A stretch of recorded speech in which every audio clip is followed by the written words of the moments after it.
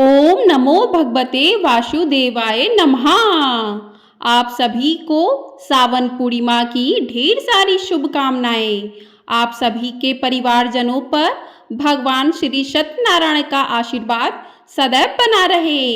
आज सावन पूर्णिमा के दिन हम सुनेंगे श्री सत्यनारायण व्रत कथा।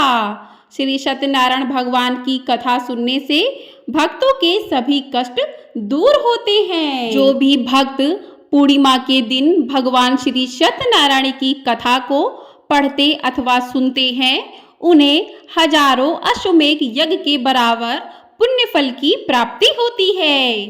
सत्य को नारायण के रूप में पूजना ही सत्यनारायण की पूजा है। इसका दूसरा अर्थ यह है कि संसार में एकमात्र नारायण ही सत्य है, बाकी सब माया है। सत्य में ही सारा जगत समाया हुआ है। सत्य के सहारे ही शेष भगवान पृथ्वी को धारण करते हैं। श्री सत्यनारायण व्रत का वर्णन देव ऋषि नारद जी के पूछने पर स्वयं भगवान विष्णु ने अपने मुख से किया था। शास्त्रों में इसका महत्व बताते हुए कहा गया है कि सत्यनारायण भगवान की कथा को करने से व्यक्ति को हजारों यज्ञ करने के बराबर पुण्य मिलता है। इस कथा में भगवान श्री हरि विष्णु के सत्य स्वरूप की कथा बताई गई है।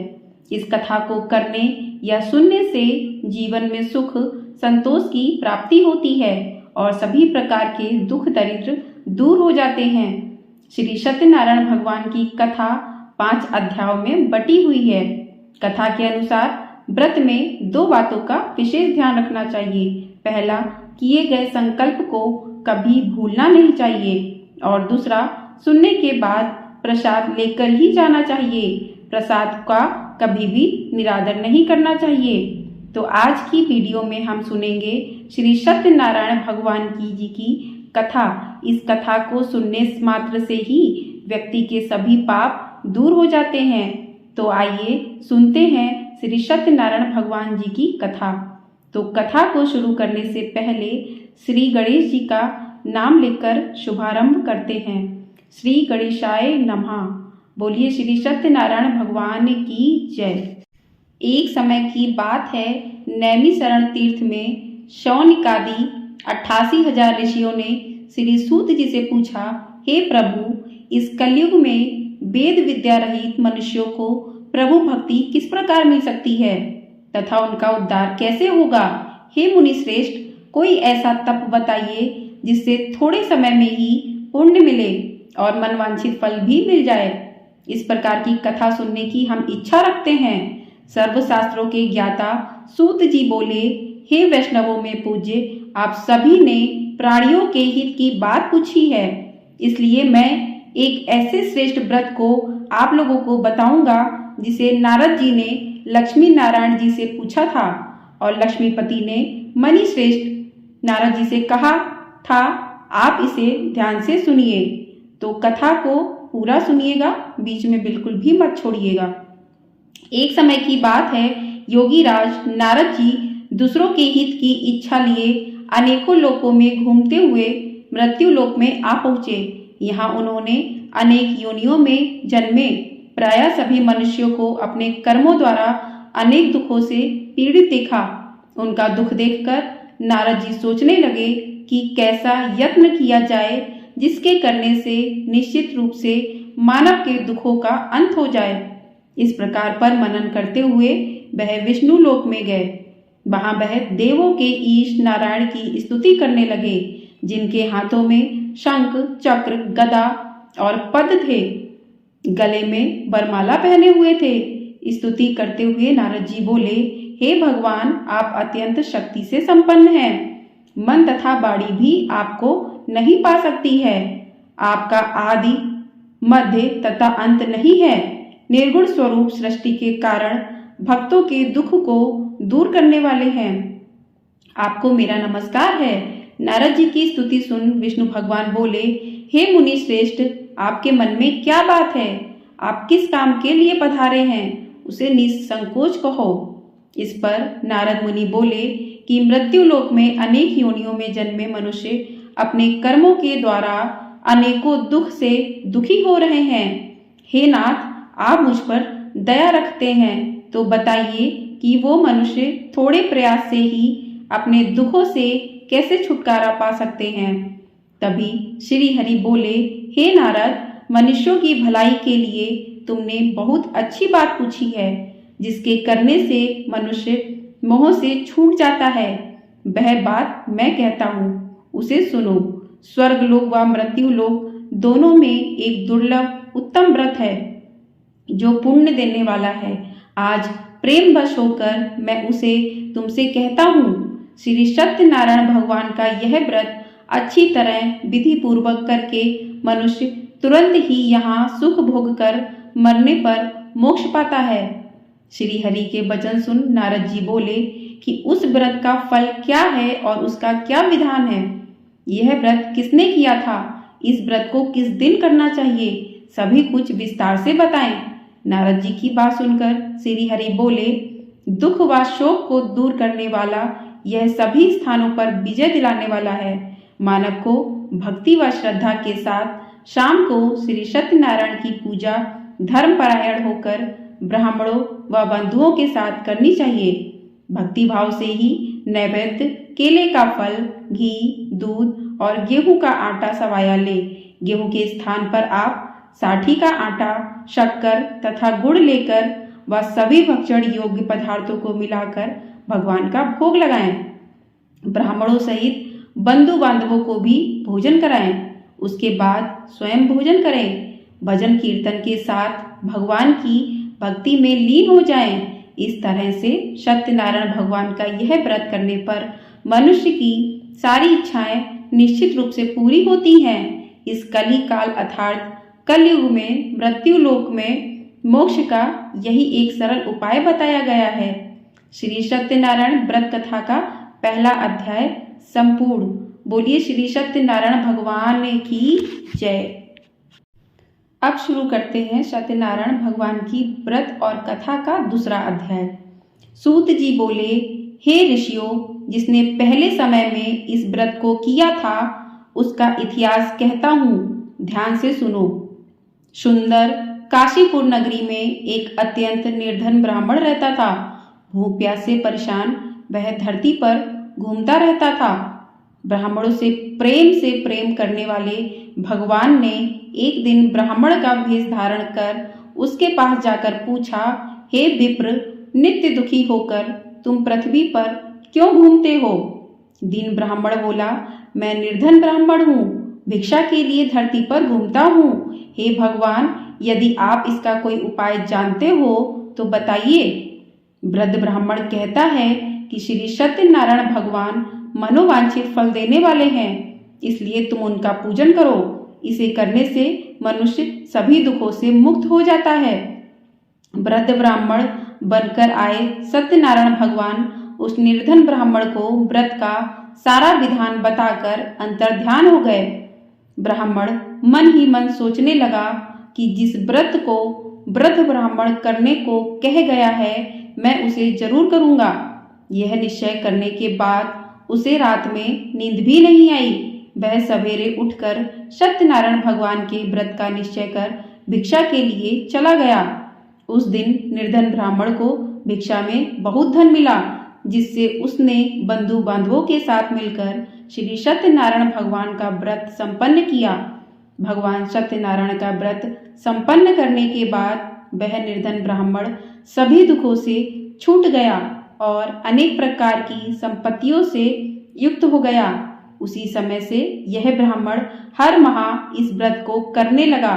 इस तरह से सत्यनारायण भगवान के व्रत को जो मनुष्य करेगा वह सभी प्रकार के पापों से छूटकर मोक्ष को प्राप्त होगा। जो मनुष्य इस व्रत को करेगा वह भी सभी दुखों से मुक्त हो जाएगा।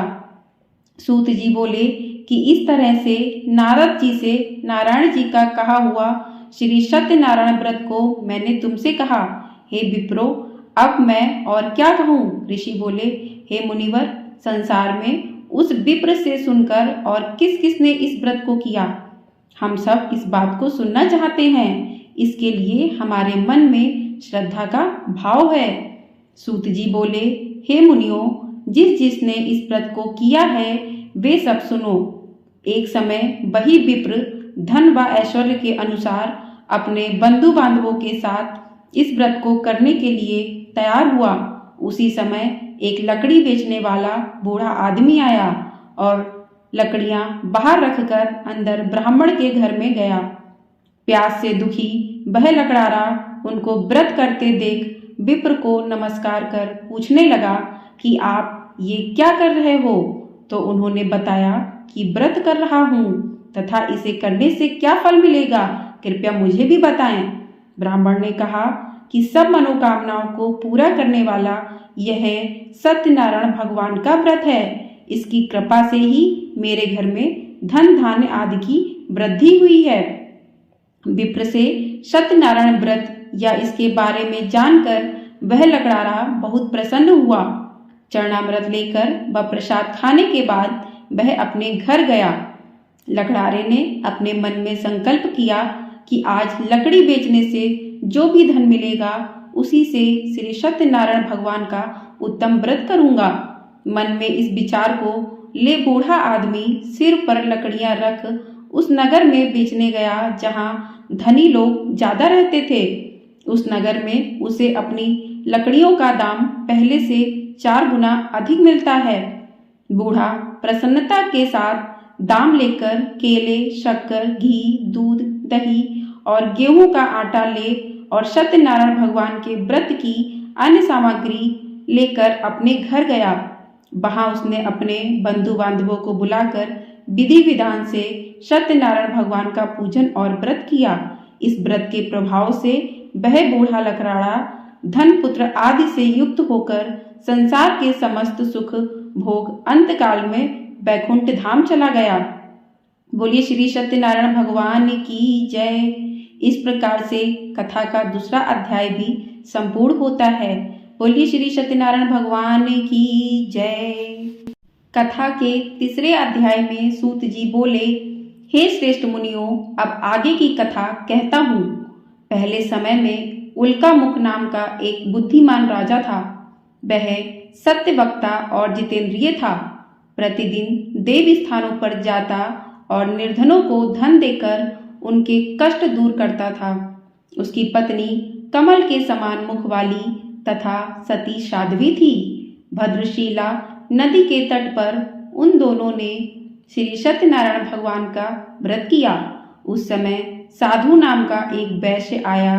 उसके पास व्यापार करने के लिए बहुत सा धन भी था।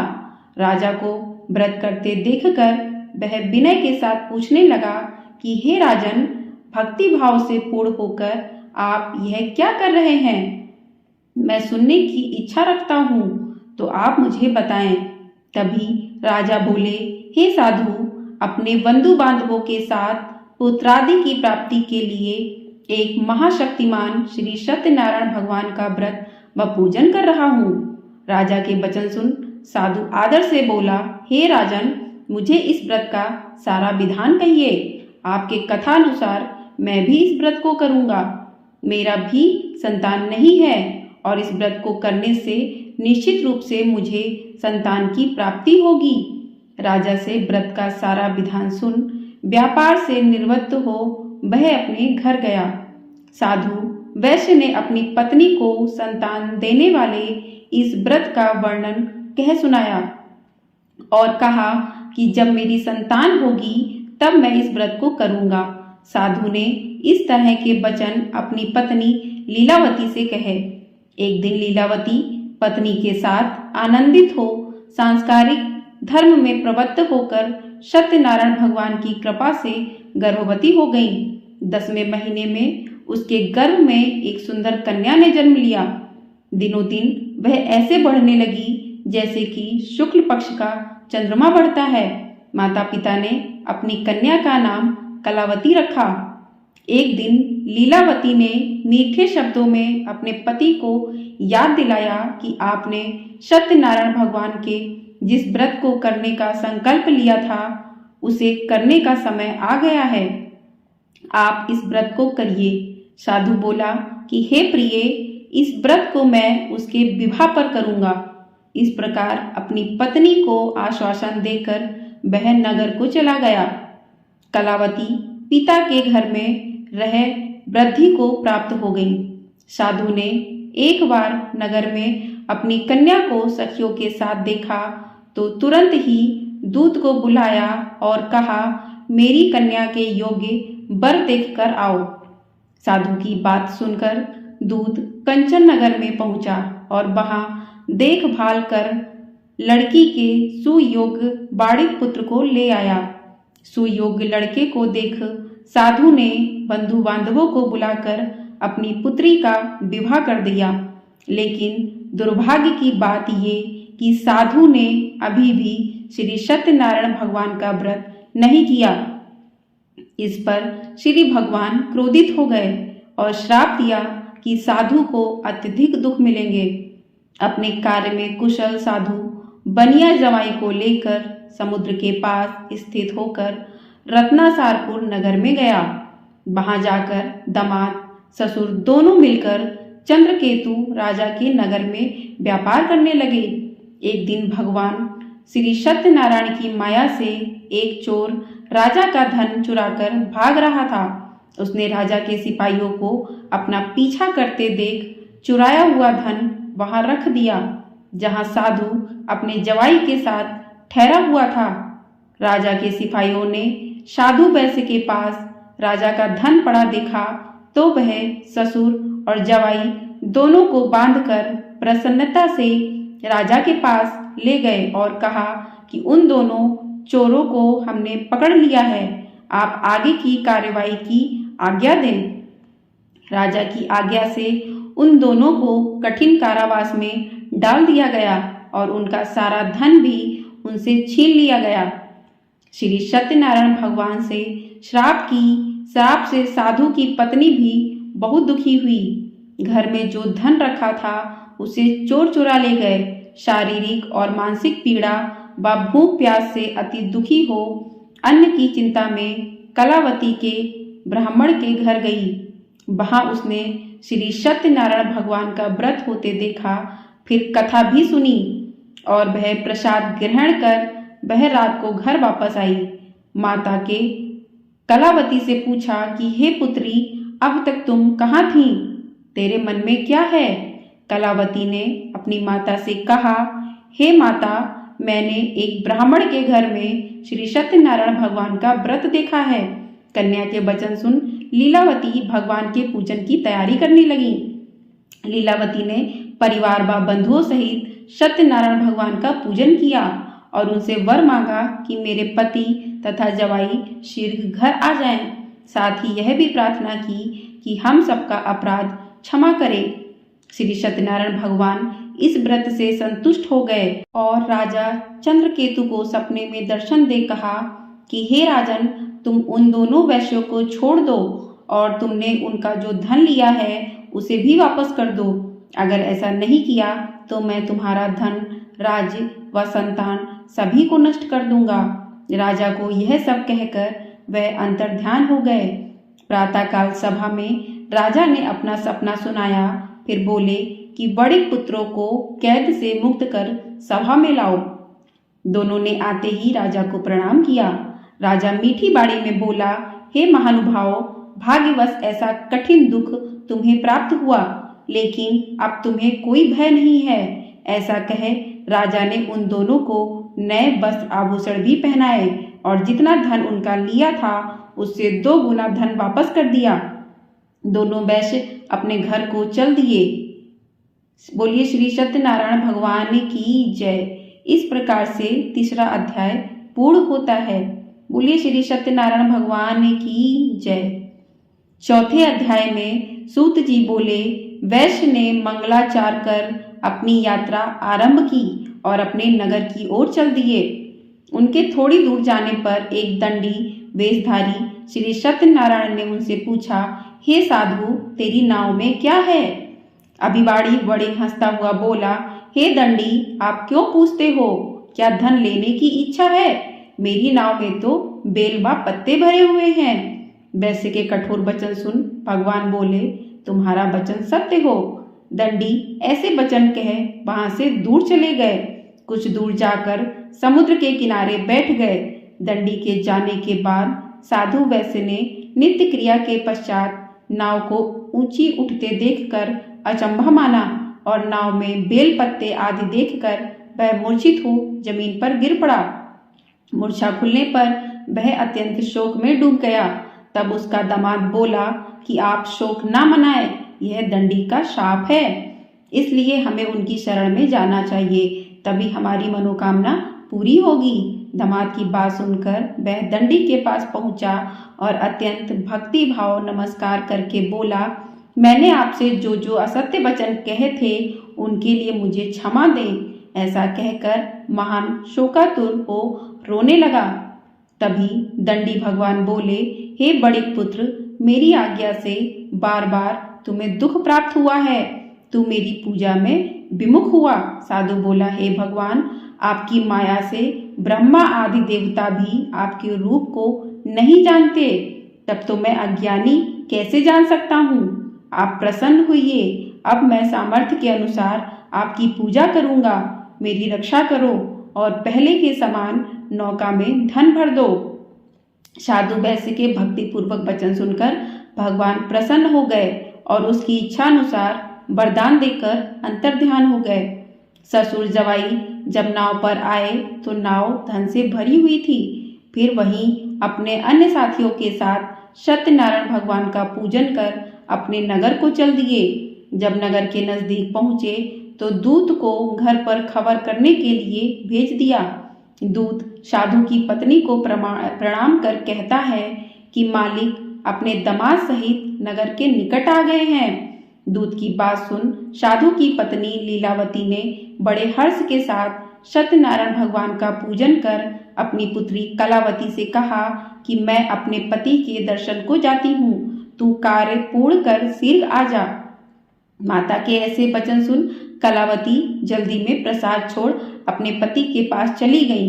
प्रसाद की अवज्ञा के कारण श्री सत्यनारायण भगवान रुष्ट हो गए और नाव सहित उसके पति को पानी में डुबो दिया।